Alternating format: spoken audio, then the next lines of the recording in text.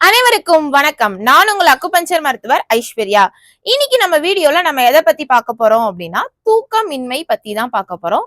தூக்கமின்மை எதனால ஏற்படுது, அப்படி தூக்கமின்மை ஏற்பட்டா நீங்க என்ன அக்குபஞ்சர் புள்ளியை பயன்படுத்தணும், என்ன என்ன உணவு முறையை ஃபாலோ பண்ணணும், என்ன முத்திரையை பயன்படுத்தணும் தான் இந்த வீடியோல பார்க்க போறோம். வாங்க வீடியோக்குள்ள போகலாம். தூக்கம் அப்படின்றது எதற்காக நம்மளுக்கு தேவை? அதாவது மனிதன் தூங்கும் போது அவனோட உடல்ல சில குறிப்பிட்ட உறுப்புகள் ஆக்டிவேட் ஆகுது. அதே மாதிரி தூங்கும் போதுதான் நம்ம சாப்பிட்ட சாப்பாட்டுல இருந்து புது செல்கள் உருவாகி நம்ம உடலுக்கு சேர்க்கப்படுது. சோ நம்ம உடல்ல தினசரி புது செல்கள் உருவாகிறதுக்கு தூக்கம் அப்படின்றது மிகவும் முக்கியம். அப்படிப்பட்ட தூக்கம் நம்மளுக்கு எப்படி இருக்கணும்? பொதுவாகவே பாத்தீங்க அப்படின்னா தூக்கம் எப்படி இருக்கணும்னா மரணம் போல இருக்கணும். அதாவது நம்ம தூங்கும் போது என்ன நடக்குதுன்னு நம்மளுக்கு தெரியக்கூடாது. தினமும் நம்ம எந்திரிக்கிறது ஒரு பிறப்பு மாதிரி இருக்கணும். அந்த அளவுக்கு நம்ம ஒரு சவுண்ட்ஸ்லெஸ் ஸ்லீப்பா நல்லா ஒரு ஆழ்ந்த நிலையில தூங்கும் போதுதான் அதுதான் தூக்கமா கருதப்படுது. இன்னைக்கு நிறைய நபர்களுக்கு இந்த தூக்கம் இல்லாம இருக்கு. அப்படி தூங்கினாலுமே தூக்கத்துல அதிக கனவு தொந்தரவுடைய தூக்கம், இல்ல இடையில முழிக்கிற மாதிரி தூக்கம், இந்த மாதிரி விஷயங்கள் அவங்களுக்கு ஏற்படுது.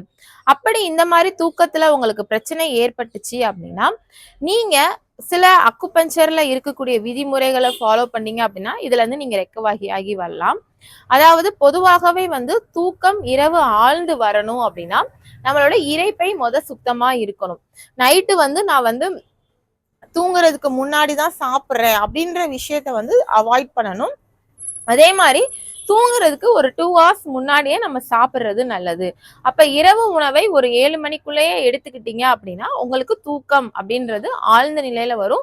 கனவு தொந்தரவு இருக்கக்கூடிய தூக்கம் இருக்காது. இல்ல நான் 7 o'clock தான் சாப்பிட்றேன் ஆனா எனக்கு தூக்கம் வரமாட்டேது அப்படின்னு பாத்தீங்கன்னா அதாவது உடல்ல ஆக்சிஜன் அளவு குறைஞ்சிருச்சு அப்படின்னாலுமே தூக்கம் வராது. ஸோ அதுக்கு நம்ம என்ன பண்ணலாம்னு பாத்தீங்கன்னா பிராண முத்திரை பண்ணலாம். இந்த பிராண முத்திரை பண்றதுக்கு நம்ம நம்மளோட மோதிர விரலையும் சுண்டு விரலையும் அடிச்சு இந்த மாதிரி பிடிச்சி 2 நுனிகள்ல இப்படி பிடிக்கிறது தான் பிராண முத்திரை.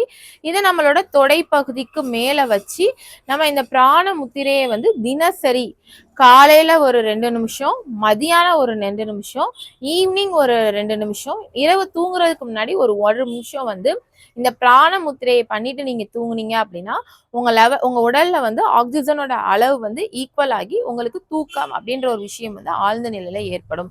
இல்ல எனக்கு இது பண்ணியுமே தூக்கம் வரல அப்படின்னா நம்ம அக்குபஞ்சர் புள்ளியில ஒரு எளிமையான புள்ளி இருக்கு. இந்த புள்ளியை நீங்க ஒரு ப்ரெஷர் கொடுத்தாலே போதும் உங்களுக்கு தூக்கம் வர ஆரம்பிச்சிடும். இந்த புள்ளியோட பெயர் என்னன்னு சொல்லி பாத்தீங்க அப்படின்னா H7. இந்த புள்ளி எங்க இருக்குன்னு சொல்லி பாத்தீங்க அப்படின்னா நம்மளோட ரிஸ்ட், அதாவது நம்மளோட மணிக்கட்டு ரேகையில தான் இருக்கு. அதாவது நம்மளோட சுண்டு விரலுக்கும் நடுவிரலுக்கும் இடையில இருந்து இந்த மணிக்கட்டு ரேகையில முடியக்கூடிய இந்த பாயிண்ட் தான் H7. இந்த H7ன்ற புள்ளிய இந்த மாதிரி நீங்க கிளாக் வைஸ்ல ஒரு 5 டைம்ஸ், ஆன்டி கிளாக் வைஸ்ல ஒரு 5 டைம்ஸ், இந்த மாதிரி நீங்க இதை தொடர்ந்து ஒரு 3 முறை 4 முறை இதை செஞ்சுக்கிட்டே வந்தீங்க அப்படின்னா உங்களுக்கு தூக்கமின்மை அப்படின்ற ஒரு விஷயம் சரியாகும். இதை நீங்க 2 கைகள்லையுமே மாத்தி மாத்தி செஞ்சுக்கலாம்.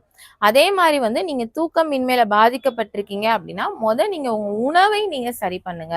உணவை சரி பண்ணாலே ரிசல்ட் இருக்கும். அப்படி இல்லைன்னா நீங்க இந்த அக்குபஞ்சர் புள்ளியை பயன்படுத்துங்க. நம்ம சுகன் அக்குபஞ்சர் கிளினிக் மற்றும் கல்வி நிறுவனத்துல டிப்ளமோ இன் அக்குபஞ்சர் தெரப்பிக்கு அட்மிஷன் நடைபெறுது. நாங்க டிப்ளமோ இன் அக்குபஞ்சர் தெரப்பியை தமிழ்நாடு ஓப்பன் யூனிவர்சிட்டி சர்டிபிகேட் கொடுத்து உங்களுக்கு ஒரு சிறந்த முறையில 1 year கோர்ஸா கண்டக்ட் பண்ணிட்டு இருக்கோம்.